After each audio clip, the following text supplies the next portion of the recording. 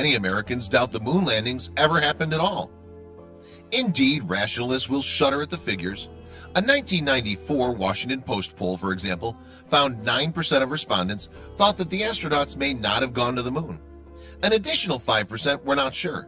Likewise, 6% of those surveyed in the 1999 Gallup poll suspected that the moon landings were not real, along with 5% who did not hold any opinion. A 1995 survey by Time and CNN made similar findings. The claim that the moon landings were faked appears to have first emerged after Watergate, at a time when public trust in officials was at a historic low. One of the earliest proponents seems to have been former U.S. Navy officer Bill Casing, who self-published a 1976 book called We Never Went to the Moon, America's $30 billion Swindle. Casing asserted that the odds of a successful moon landing were 0.0017%. Supposedly, Stanley Kubrick, the director of 2001: A Space Odyssey, filmed in a Hollywood studio, and somewhat enticingly, Arthur C. Clarke wrote the script. In fact, a host of commenters have advanced moon landing conspiracy theories over the years. They include professional writers, journalists, filmmakers, politicians, radio hosts, a CEO, and even a nuclear engineer. The theories vary. For example, some claim the landings were real and only the footage was faked. According to the conspiracy theorists, one of the main motives was winning the space race. Indeed, NASA photos have been the basis for many faked moon landing theories. In 2015, Kip Teague, an information technology director based in Lynchburg, Virginia, released a cache of 8,400 high-resolution NASA photos, including shots taken by the astronauts with chest-mounted Hasselblad cameras. The photos were published on the image-sharing website Flickr to complement the Project Apollo archive, an online photographic archive started by Teague in 1999. Around 2004, Johnson Space Center began rescanning the original Apollo Hasselblad camera film magazines, he told the Planetary Society, a non-profit organization dedicated to science education. In 2015, I began obtaining TIFF, that's uncompressed high-resolution, versions of new scans on DVD. These images were processed for inclusion on Project Apollo Archive, including adjusting color and brightness levels, and reducing the images in size to about 1,000 dpi, dots per inch, for the high-resolution versions. After receiving multiple queries about the images, which perhaps pertain to conspiracy theories, Teague re-released the entire archive on Flickr in an unedited and unprocessed state. The collection includes blurry and poorly composed shots, along with visually impressive renditions of lunar landscapes. At times, the archive has a kitsch quality. It looks not unlike an album of family snaps. Specifically, the collection includes images from all Apollo moon missions, not just the iconic Apollo 11 landing. Each exploration carried new technology and unique mission directives, suggesting a growing familiarity with the lunar landscape. With Apollo 12, for example, the astronauts managed to land their craft at a very precise point near an abandoned lunar probe. And on the Apollo 14 mission, Commander Alan Shepard famously knocked some golf balls across the lunar surface. The crew, which included Command Module pilot Stuart Roosa and Lunar Module pilot Edgar Mitchell, also retrieved 94.35 pounds of moon rocks for analysis. And the tree seeds they took with them on their journey successfully germinated on their return. Apollo 15 marked the start of long-stay missions on the moon and the first ever deployment of NASA's lunar roving vehicle. Over the course of 3 days, Commander David Scott and Lunar Module pilot James Irwin documented the lunar surface. They used an array of scientific equipment, including a gamma-ray spectrometer, a laser altimeter, and a mapping camera. Apollo 17 was the last Apollo mission. Led by Commander Eugene Cernan, it involved a 3-day scientific survey of the Taurus-Littrow Valley. The mission broke records for the longest period in lunar orbit, the longest time on the surface of the moon, the longest total time in moonwalks, and the largest sample of moon rock ever collected. But NASA has not returned to the moon since. In 2017, for example, one YouTube user called StreetCap1 asserted that the reflection on the visor of an Apollo 17 astronaut revealed a figure of a human not wearing a spacesuit. "You can see it looks like a man," wrote StreetCap1, suggesting the figure was some sort of stagehand. Back in the early 70s, long hair, wearing some sort of waist-type thing. In 2001, the Fox network aired a program called Conspiracy Theory, Did we land on the moon? The network special was said to have been sympathetic toward the moon landing conspiracy theories, and in its aftermath, skepticism towards the moon landings climbed to 20% among a sample pulled by the network. Thanks to the news, the theories of fake moon landings have stood the test of time, and they'll probably outlive us all. Please welcome to the stage, Mr. Buzz Aldrin.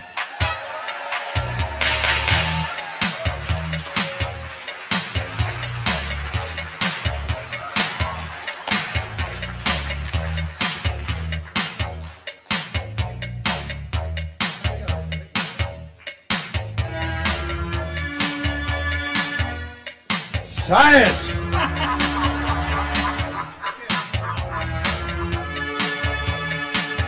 Science! March 2nd, 1972. The Pioneer 10 spacecraft leaves Earth for mankind's first flight to Jupiter. On board are 11 scientific instruments and 1 plaque. Within 2 years, the spacecraft flies by Jupiter and acquires enough energy to propel itself on a continuing odyssey of discovery, seeking the boundary of our solar system. And as an emissary from Earth, the 6 by 9-inch gold plaque tells any finder, even millions of years from now, that our planet evolved an intelligent species capable of thinking beyond its own time and beyond its own solar system. Today, Pioneer 10 is nearing that boundary, but now there's only one functioning scientific instrument. It's the Geiger Tube Telescope of James Van Allen, sending data back to him about the mysteries of space from billions of miles away. At the dawn of the space age, he was there. Following the family tradition, Van Allen pursued graduate studies at the University of Iowa in Iowa City, completing a master's degree in 1936 and 3 years later a PhD in the new field of experimental nuclear physics. My most important part of it was development of a vacuum tube, so-called rugged vacuum tube, which was obviously essential to the fuse. That was long before the days of transistors. In fact, there was something like 80 million of these rugged vacuum tubes incorporated in my design, made during World War II. In 1948, Van Allen authored a report that attracted media attention. The New York Times ridiculed his conclusion. Time magazine questioned his prediction that in the future, satellite missiles would be used to collect scientific data above Earth's atmosphere. Once again, Dr. Van Allen's vision was ahead of its time. We were just eager to have greater capabilities in those days, and we realized the immense potential if we could just get away from the Earth and outside of the Earth's atmosphere and make measurements where they'd never been made before and settle various basic questions. Eventually, the captured V-2s were expended, and in the summer of 1950, North Korean armed forces invaded South Korea. With superpower ideologies clashing, military funding for scientific research began to decline. At Iowa, there were no university funds to continue his research, so beginning in 1951, with a group of eager graduate students and surplus weather balloons, Dr. Van Allen resumed his investigations of Earth's upper atmosphere. Well, now, is this similar to the kinds of rockets, these guided missiles that the military have been using? They have some of the same elements to them. However, theirs are completely unguided missiles. We carry them up in a balloon to about 70 or 80,000 feet, then launch them from there. So I guess this is the device I heard that you more or less invented. What do you call that thing? Well, we call it a rockoon, a combination of a rocket and a balloon. And it first goes up in a balloon, and then from there, up in the air, it's automatically shot off to go higher. Is that the idea? Correct. Yes, with a very inexpensive rocket now we can get above 60 miles altitude. The test flight went perfectly. It assured us in Huntsville that our rocket would work all right, and as we had expected, it gave us the possibility to go to Van Allen and say, Dr. Van Allen, we have proven that we have a rocket that can put a satellite in orbit. if we had built out of that same rocket with the same propellants, same system, except for the life fourth stage. If we had built it that way, we could have put a satellite in orbit as early as 1956, a year or even longer before the Russians launched their Sputnik. After that successful flight, von Braun hid one of the Jupiter-C rockets in a hangar, out of sight. But it was not out of mind. We called it the missile number 29. And we all knew, even though nobody talked publicly about it, that this would be the rocket that could be transformed quickly into a satellite launcher. By September 1957, Stühlinger had become more convinced the Soviets would soon launch their satellite. He repeatedly urged ABMA's commander, John Medeiros, to seek approval from Washington to launch a U.S. satellite with their Jupiter-C rocket. You know, he said to me, you know for yourself how difficult it is to build a satellite and to launch it. You should not assume that the Russians can do it. Relax, he said to me, go back to your laboratory and do your work there, and don't worry. He said, if I should learn anything about activities in Russia about the satellite, I will immediately crank up our activities and we will still be first. Less than 1 week after my talk to Medeiros, Sputnik was in orbit. Von Braun asked me then, well, I think Medeiros owes you an apology. Did he talk to you since that? And I said, yes, he did.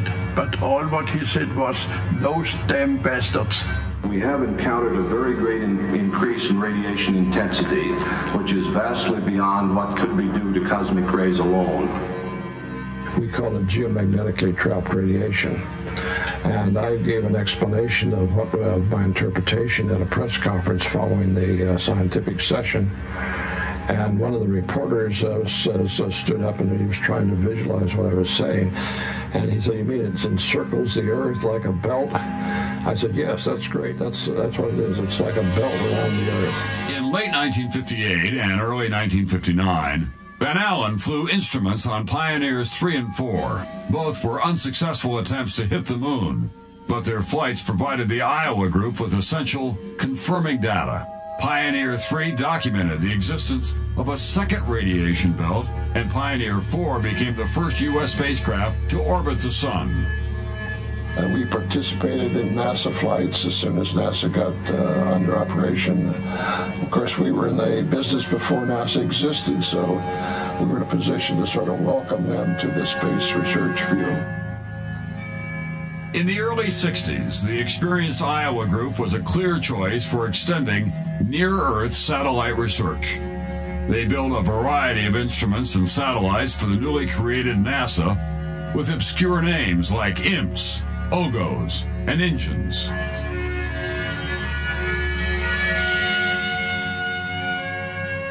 In this laboratory, we built more satellites, built and flown more satellites for scientific purposes or any other purpose for that matter than the whole European Space Agency, Japan, China, India, the whole rest of the world, except for Russia and the U.S. and the rest of the U.S. in this one laboratory. Only Coca-Cola gives you that refreshing new feeling, refreshing new feeling, refreshing new feeling. Coca-Cola is bright and lively. Coca-Cola has more zest. Coca-Cola a lot more zest and living. Refreshing zest. Only Coca-Cola gives you that refreshing new feeling, refreshing new feeling, refreshing new feeling. Coca-Cola gives you that refreshing new feeling. Sweet Coca-Cola refreshes zest.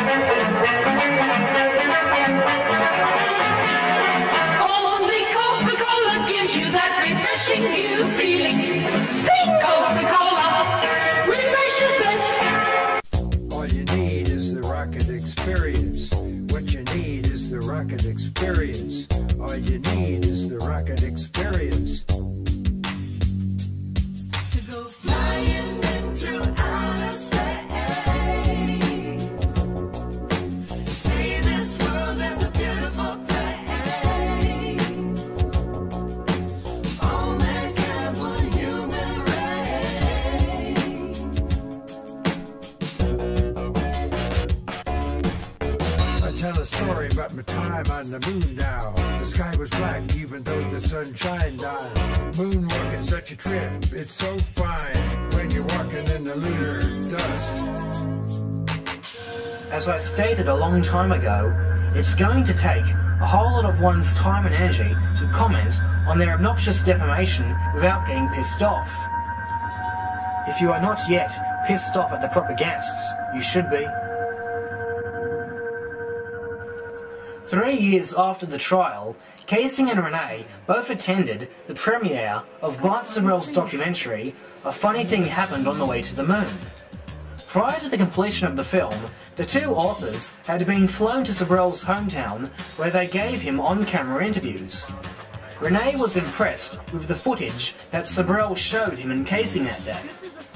I pulled him aside. I said, Jesus Christ, look what you got here.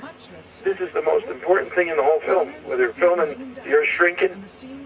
I said, for Christ's sake, slow it down. Let the people absorb it, you know? Show it to them. Cut your film short of someplace else, but this is the important thing you found. It seems Sorrell took Renee's advice, as he later released the footage he received from start to finish on a separate DVD. In addition to the pre-landing telecasts, Bart Sorrell had also received from NASA the 16mm reels. These included the Lunar EVA. These reels are part of the Apollo 11 DVD set by Spacecraft Films. But curiously, there is one glaring difference between the footage Sorrell received and the footage that Mark Gray released. These telecasts and 16mm videos were individually slated with title cards at the beginning. In the footage Sorrell released, these title cards were all included. But curiously, as seen on the Spacecraft Films DVD, in many cases, when these original slates were used, these images had been reframed to the point that the dates were cropped out by the top of the screen. It leads one to wonder, what were those dates? Renee was sure to give it a mention at the end of his book, and before his retirement, Sorrell used to talk about it all the time on radio. Let's watch now and see what was so incriminating that the title card needed to be adjusted.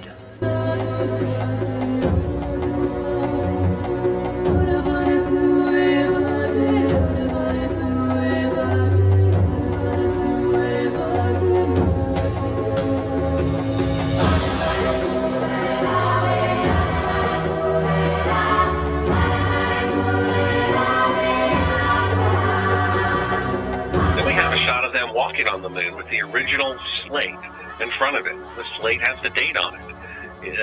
It's dated 5 days before they left. So we have a shot of them walking on the moon dated 5 days before they left by NASA. It's like, well, could they have gotten the date wrong? Gee, I think NASA knows what day of the week it is and what time of day it is. They kind of, put it on everything. Yeah. Well, think they'd make a mistake like that. You want to be in pictures.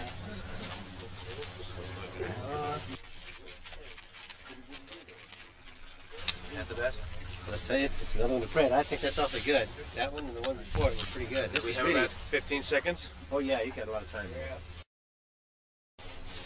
I claim this land in the name of... What do you got now? Now move. Cut it.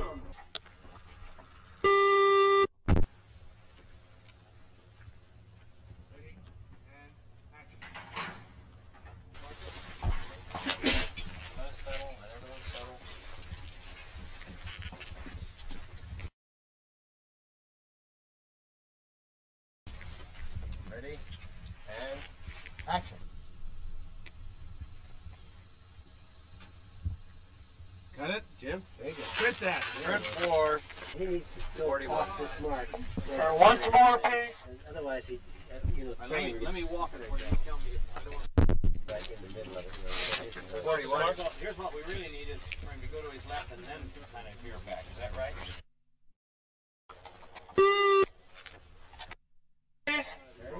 No lights on the car. No lights. Headlight.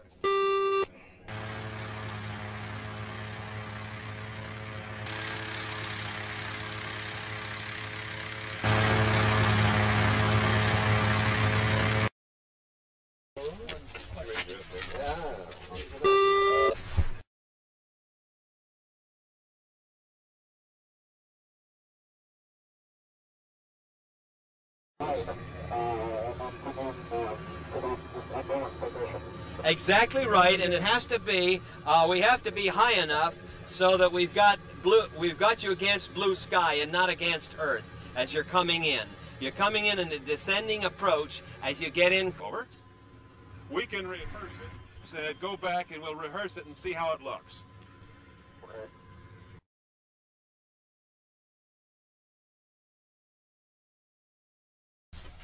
Ready? And action. That's right.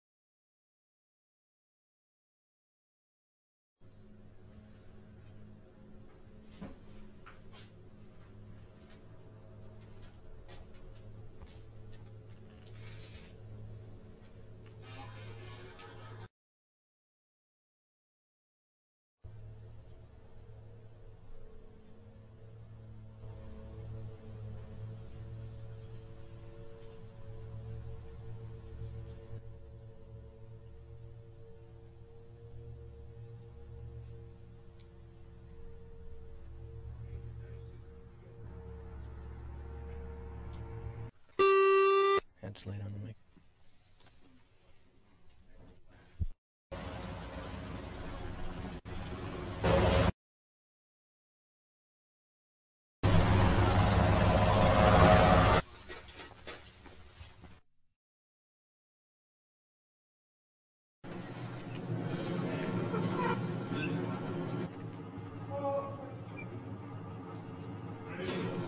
And action.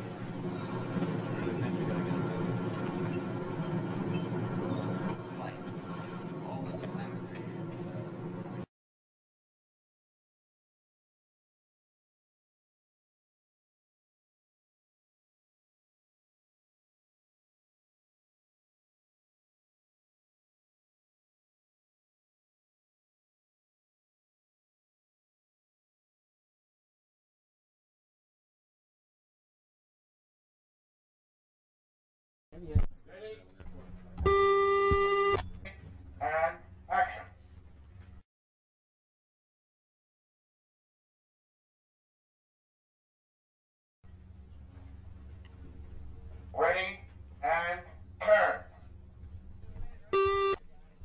Use the second marker there. Love you. Well,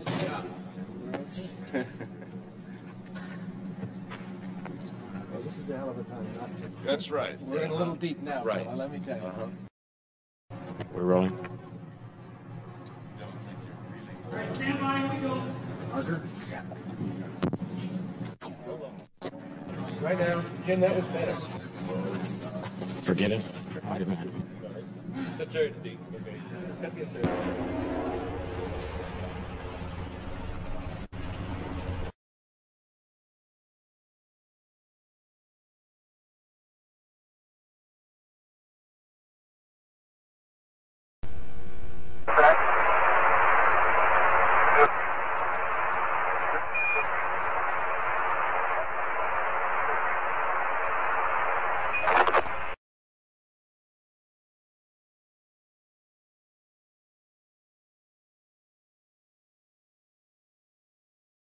Boy, Houston, the beauty of this place is just absolutely incredible.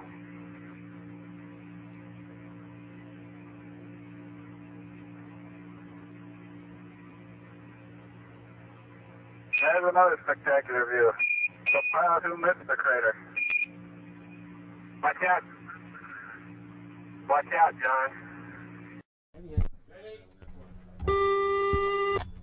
And action. Let's say it's another one to print. I think that's awfully good.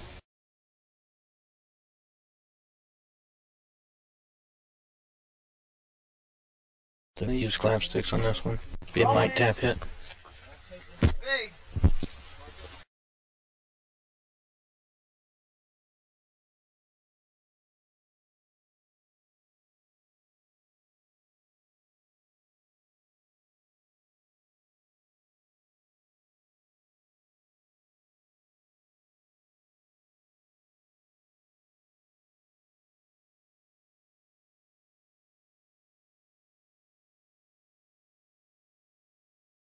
action.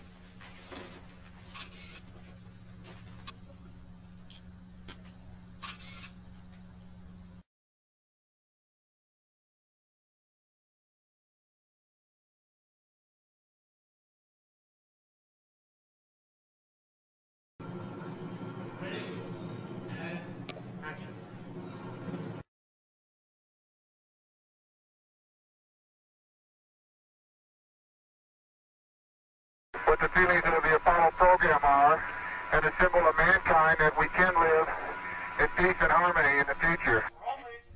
I didn't kick him all the way inside. Rather than even say anything about the, I like to keep this stuff to an absolute minimum. Peter has... Headlight.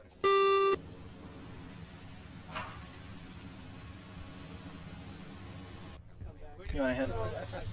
You landed in the field. Whoa.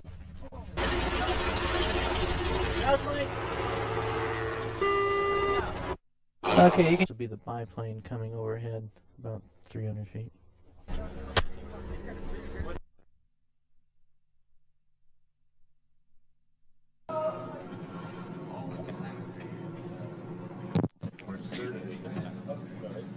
Certainty.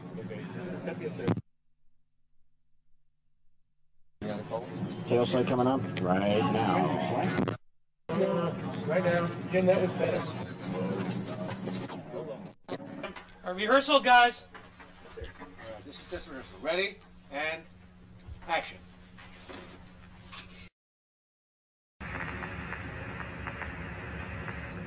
Altitude's a little high. I think it's been almost 10 years since we've been trying to do this. Pitch forward, get a really good view of the You're landing looking site. great. Coming up 9 minutes. Roger, understand. Go for landing. 3,000 feet. Peter has put a mark back there where he wants you to land, so you can tell him. It's a tire and something. Forward. Is a good spot, good canal? Yeah, that's all right.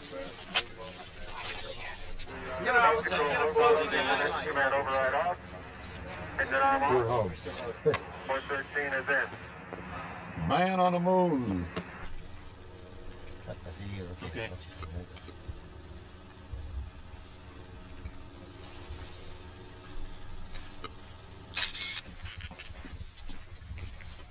Ready? And action.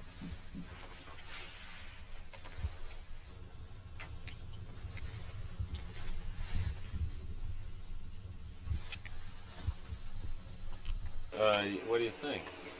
Well, it's not a good idea, but what were you going to do?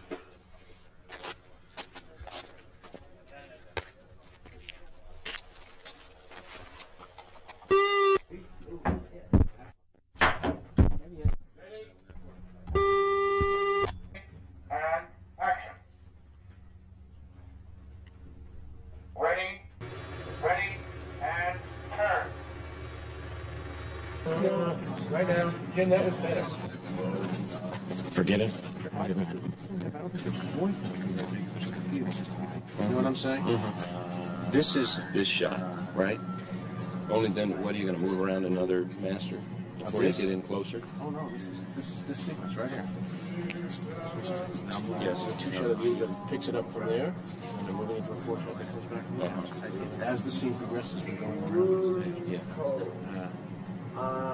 Because I don't think you can divorce this conversation from that. I think it just came from my solid minutes of this. Very important is to have you reacting the way we would react to seeing this.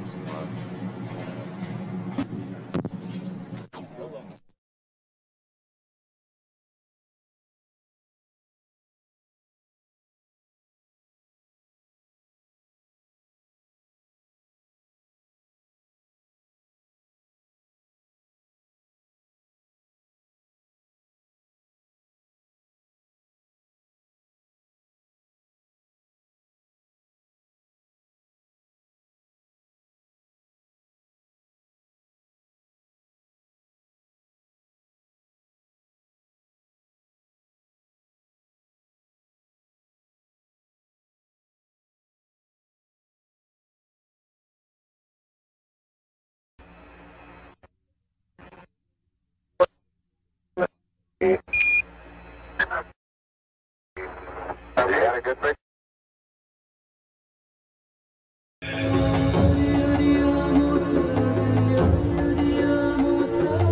When Armstrong said, "That's one small step for man and one giant leap for mankind," the footprint that he made could have easily been made in Area 51.